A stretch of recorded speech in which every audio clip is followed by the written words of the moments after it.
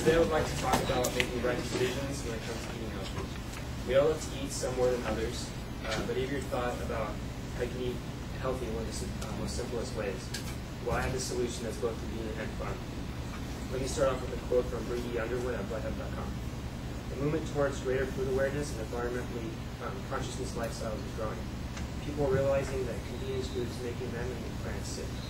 Growing your own food takes the guesswork out of figuring out what you're consuming. So yes, it is true. Growing your own food in your backyard is a way to keep healthy. I can say this because I have a garden of my own, and I get much better quality food than I would ever find in the store. I also feel better because my garden is all organic. So I know what is being used while the food is growing. Also, the food has so much more flavor than you find in the store. The reason for this is because the nutrients in food are also there. Now you might be thinking, what does it mean by still there? Well, when the fruits and vegetables are cut out of the farm, they immediately start losing their nutrients. Now, since they've been cut, it takes many days for these vegetables to get to the everyday grocery store. And here's a quote from Shireen Jidovich to sum up how much nutrients are lost. According to the US FDA, cut vegetables will lose about half of their vitamin content within 1 or 2 weeks. So the problem can be solved by just having your own garden and cutting the vegetables and using them right away to get 100% of the nutrients. The next problem with store-bought foods are pesticides and chemicals.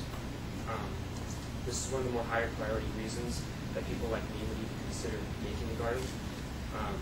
Avoiding all these pesticides is a very smart thing to do. Here's a quote from StartingGarden.com. Many of these chemicals are systemic, meaning that they don't just sit on top of vegetables and they can be washed off, but they are absorbed by leaves and the roots, infiltrating the whole entire vegetable. Now, I don't know about all of you, but I don't want to eat a bunch of poison if I can prevent it. The other bad thing about these chemicals is that it ruins the flavor of the food. Basically, just think about it. If you had a chicken and you inject it with these chemicals, what do you think would happen to the chicken? Well, of course, it would get sick and perhaps die. So if you put these chemicals on the food, you are technically altering the natural growing development of the food. And if you eat this food that's altered, you might not feel very well. I can say this because I found that these horrible pesticides can cause cancer. Here's a quote from Gordon Shelton from the Environmental Health News. Workers who apply these pesticides to farm fields are twice as likely to contract melanoma, a deadly form of skin cancer, according to scientific studies. The researchers identified pesticides that with repeated exposure double the risk of skin cancer among farmers and other workers who apply these to crops. In conclusion, I believe that having your own garden and deciding the things you put in it is a better choice than not knowing at all. Because we all want the best things in life. If there's a way to get it, we should have it.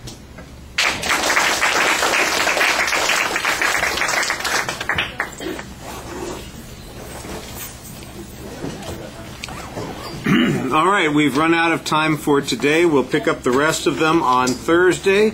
And then we'll also be starting a new assignment then. So we'll see you in 46 hours.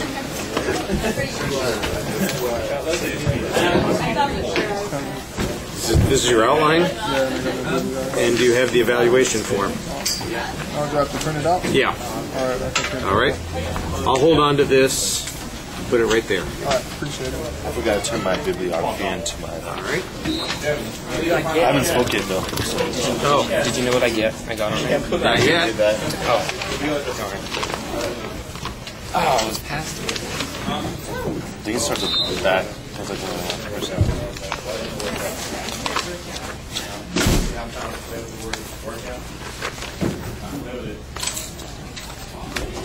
That is right there. Okay. Thank you. Did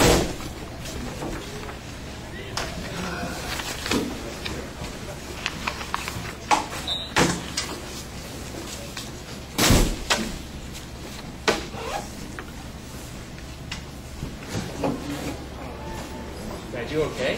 Mm-hmm.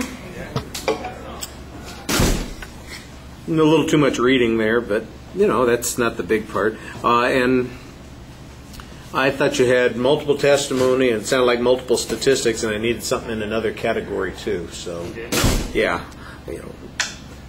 So that's kind of the way I'm seeing it right now. Your claim was a little broad, but I like the opening.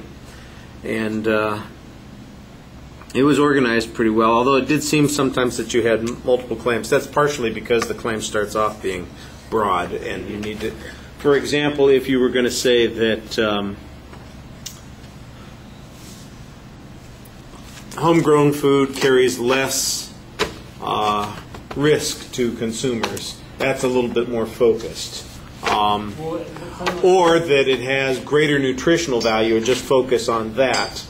That, I think, would be better. But you're doing, like cancer risk and potential other problems and loss of nutrition. Those are, you've got multiple claims there. Each of those is a claim in and of itself. I was mostly just going for like why you should buy it. You should make your own. Well, that's the problem with a policy claim. Inevitably, somebody left a hat. Inevitably, with a policy claim, you have multiple claims that you have to support a policy claim with. When you say we ought to do something,